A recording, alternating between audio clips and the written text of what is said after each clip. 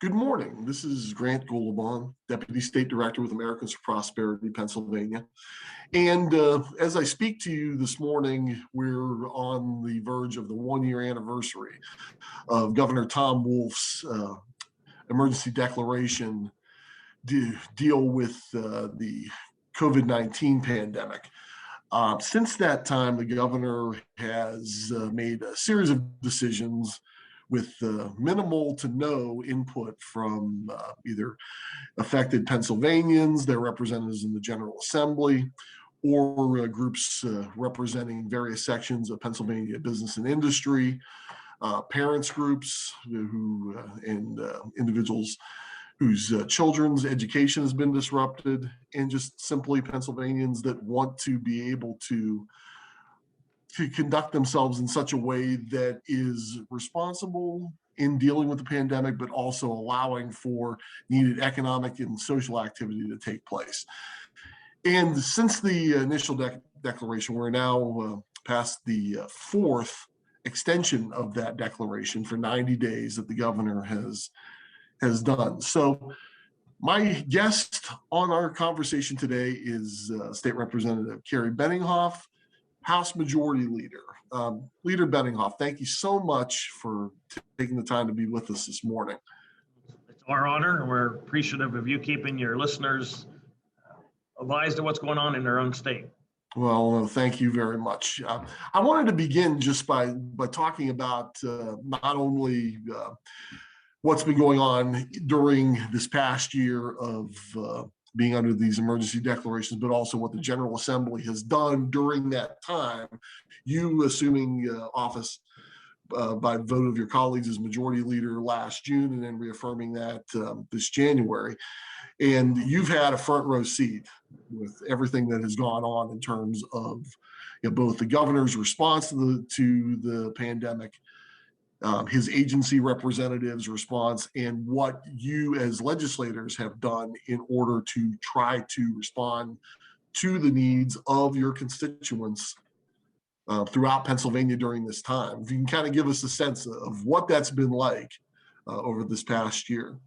Well, wild, I guess, is a good word to use. And if I were to write a handbook on how to run for leader, I would probably not recommend you do it in the middle of a pandemic, in the middle of a time when the economy was tanking fast, subsequent to some of the edicts that came out of that, and obviously not in the middle of a major nationwide presidential election. But that said, I enjoy it. I enjoy the opportunity. I've been very pleased that our members were gracious enough to re-elect me after our November election.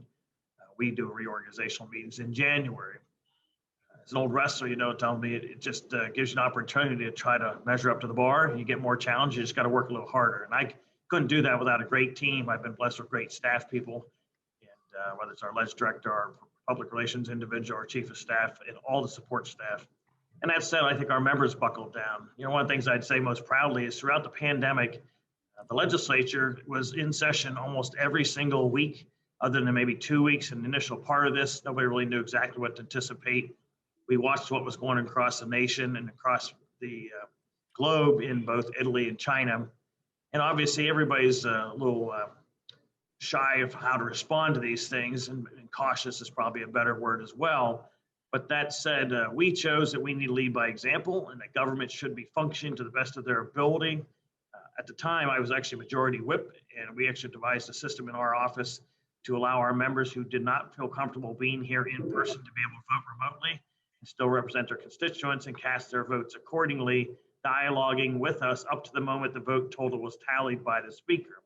So it was interesting to be in a 200-year-old building and still being able to take advantage of this year's technology and modern day technology. And I think we've learned a lot, both in the legislature and outside the legislature. At the end of the day, we also learned a lot about the importance of working together, or the lack thereof. There's a separation between the courts and the executive office and the legislature for reasons, but that is not to make us so autonomous and so isolated and siloed that there's no communication.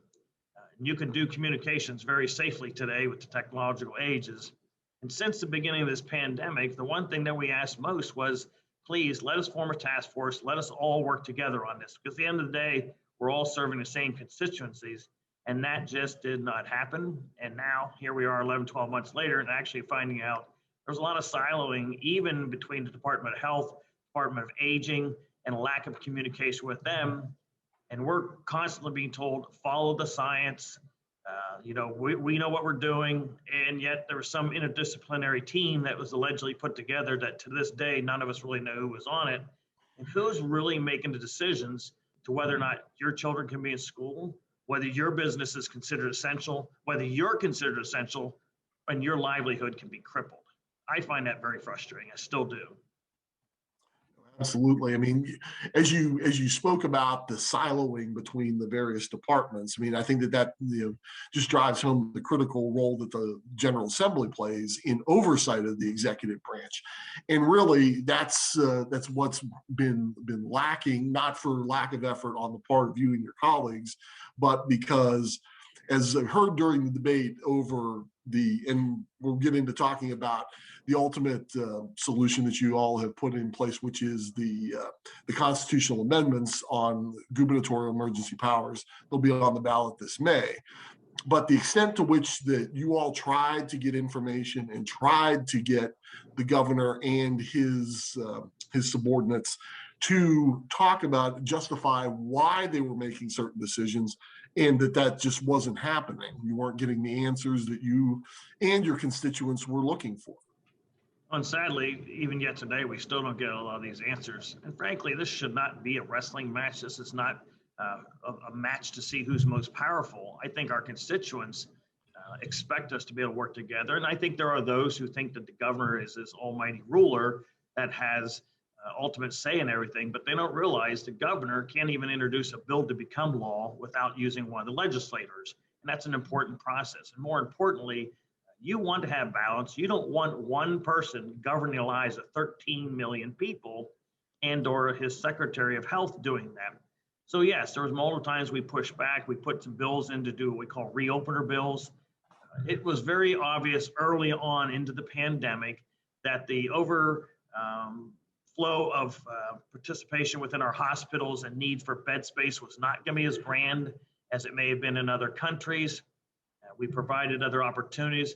We learned early on we weren't very well equipped as far as having the PPE equipment and the ventilators. But through American ingenuity and Pennsylvania ingenuity, we saw companies retooling themselves. Car manufacturers, suddenly they're producing ventilators.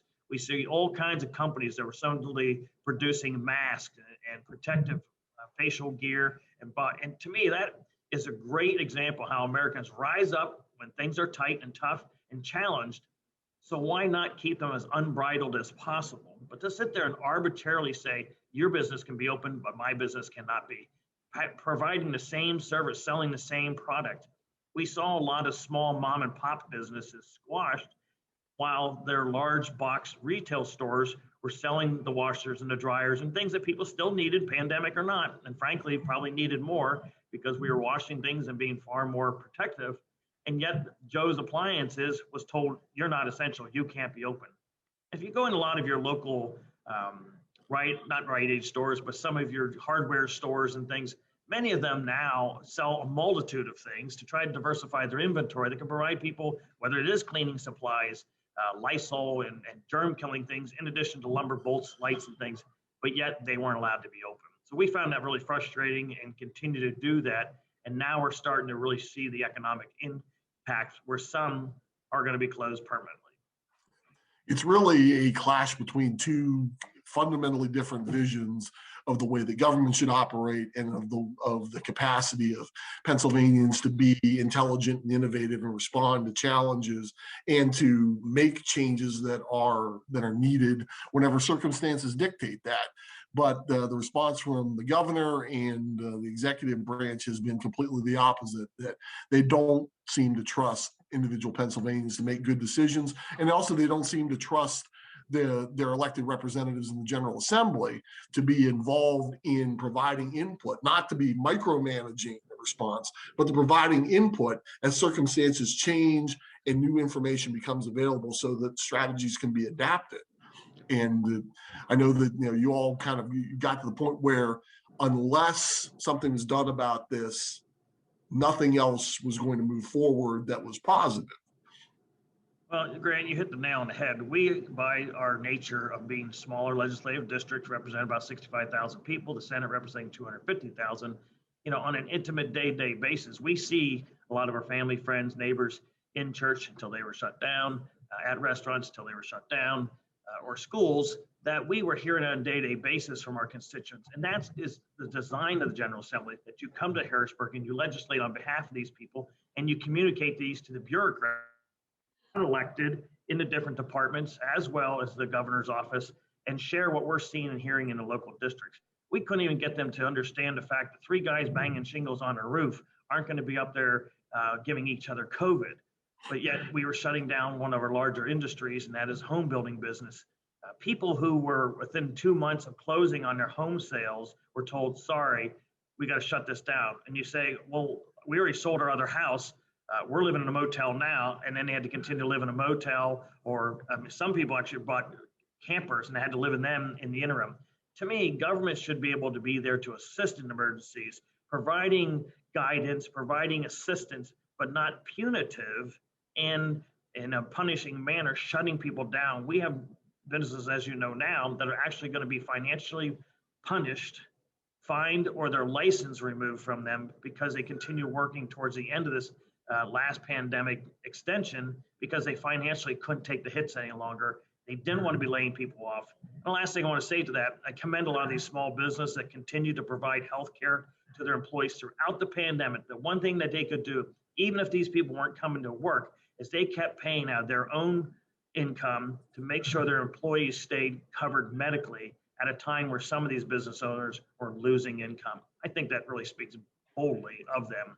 We should be rewarding that, not punishing it. Yes, I mean, it speaks very well of the type of fellowship that Pennsylvanians have always shown whenever there's a crisis or something that needs a collective response. It's not something that government needs to direct.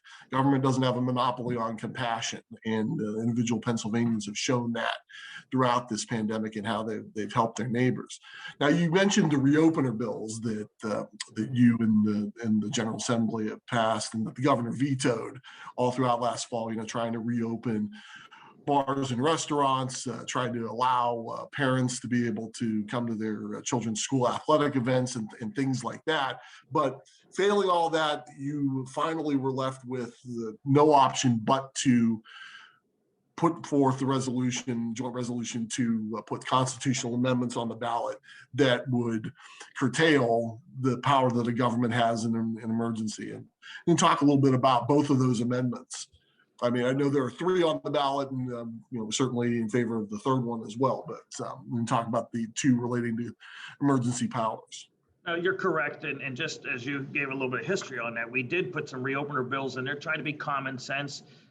There's not a business out there, whether you're running a hair salon, a doctor's office, a dentist's office, a restaurant, or whatever, that wants their clients to get ill.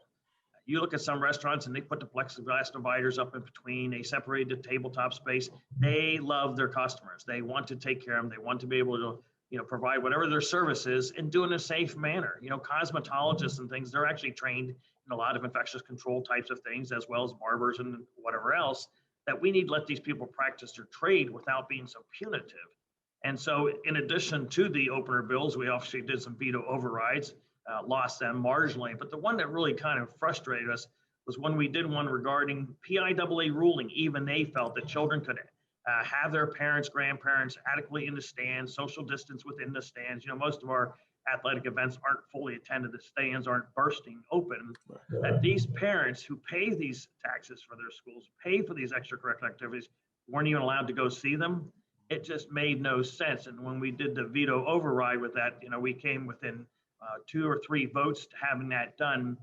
What frustrated us when our members put a right to know request in later on and asked what was the science and the rationale and the decision making behind that? What barometers did you use to say that this would be dangerous?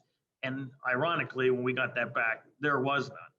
They had absolutely none, which spoke volumes. And our guess is we probably don't have much more other types of measured specific data that justified any of these closures. They were kind of a hunch, here and there and a hunch there by the secretary and some of the administration. That said and done, the crippling that we've heard from so many of our constituents, the frustration of them wanting to, how do we remove these people that are just governing our lives? Nobody wants anybody to be sick. We're all respective. We all are trying to do what we can. But at the end of the day, they want a balance of power in their government. So the constitutional amendment is pretty simple. It basically, well, it should say, as you and I will talk a little bit later, the wording is very convoluted. The government actually, the Secretary of State's office gets to do the verbiage on a constitutional ballot.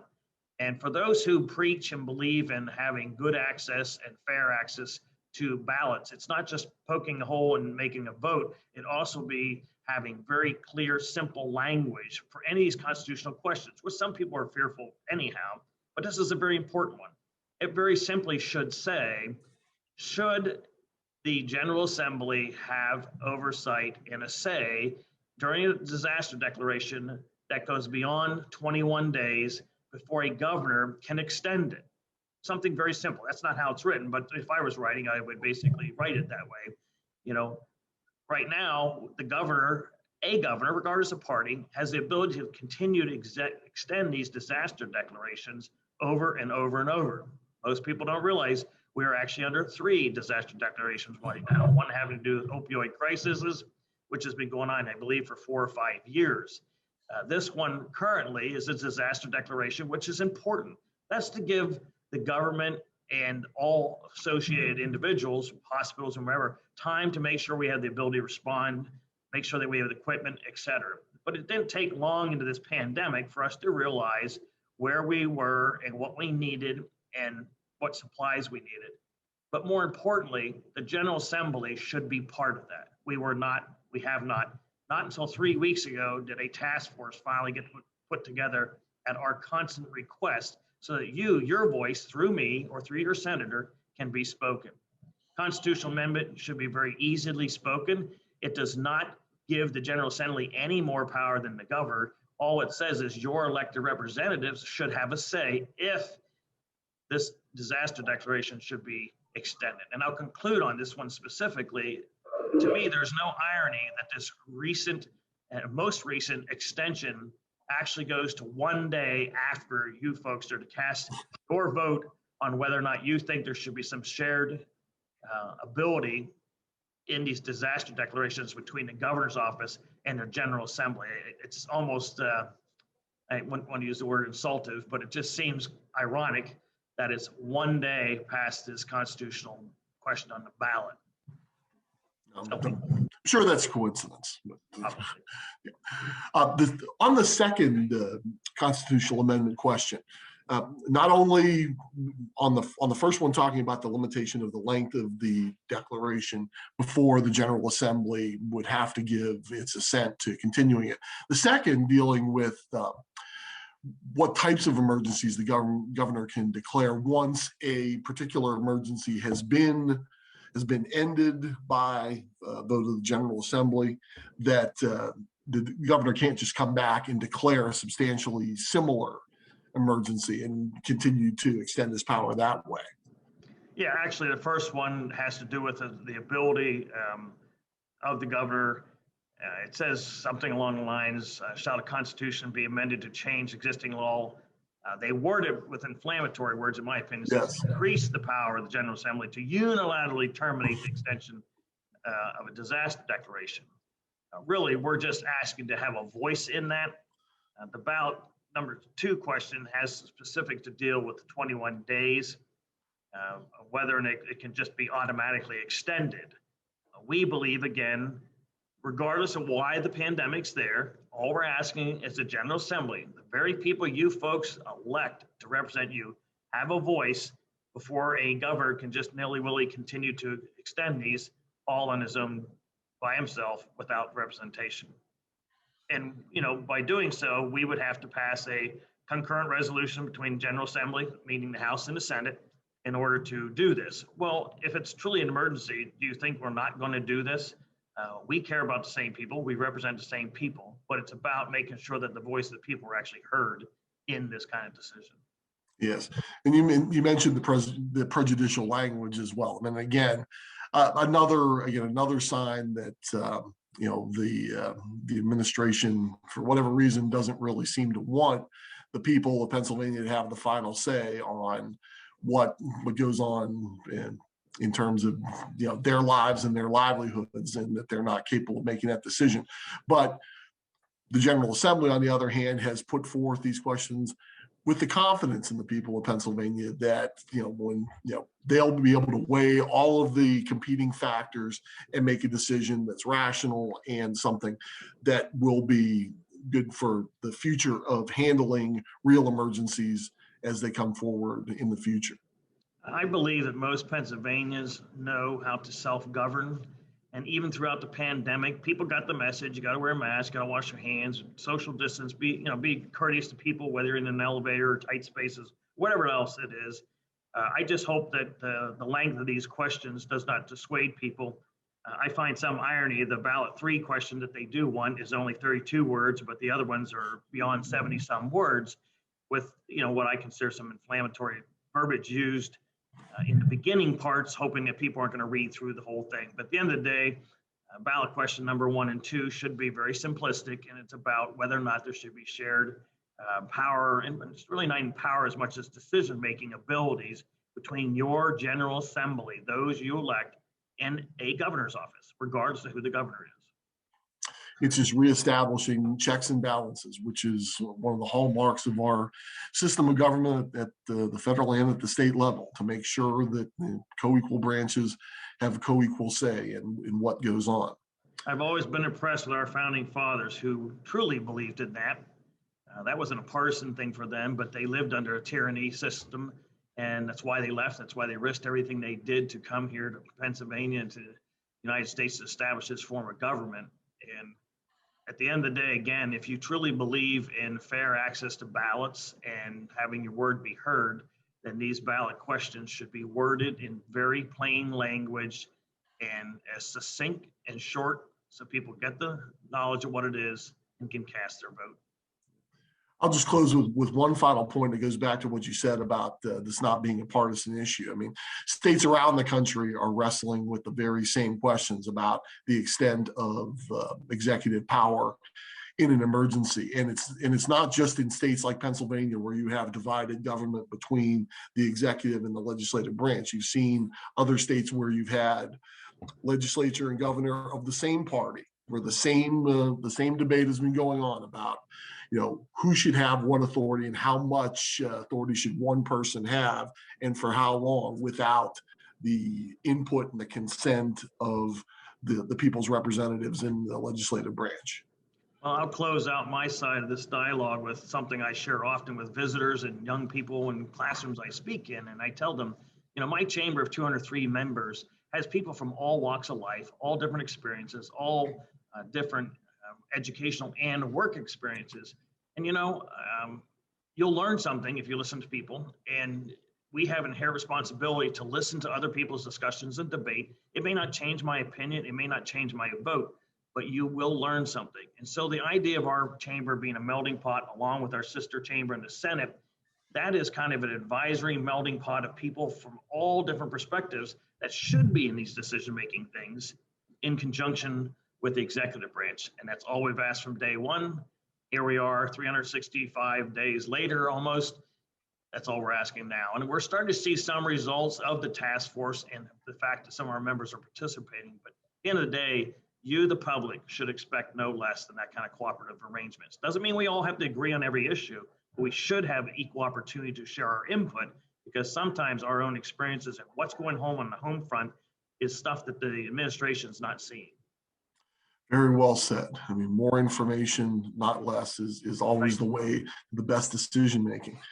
Well, Representative Benninghoff, again, thank you very much for taking the time to be with us today. We appreciate your leadership and your good work on so many different issues, but especially in recognizing the importance of this and making sure that the voices of individual Pennsylvanians will be heard this coming May as they get to decide these questions. Thanks again so much for your time and for all your work. Thank you, Grant. We appreciate what you and your organization do, and you're correct. This is about being free Americans, learning and being able to govern for themselves. Absolutely. Well, everyone, thank you very much for joining us today. Again, for more information, continue to check out AFP Pennsylvania through our various communications platforms. But until then, this is Grant Goolabon, Deputy State Director, signing off and saying thank you again for your time. Take care.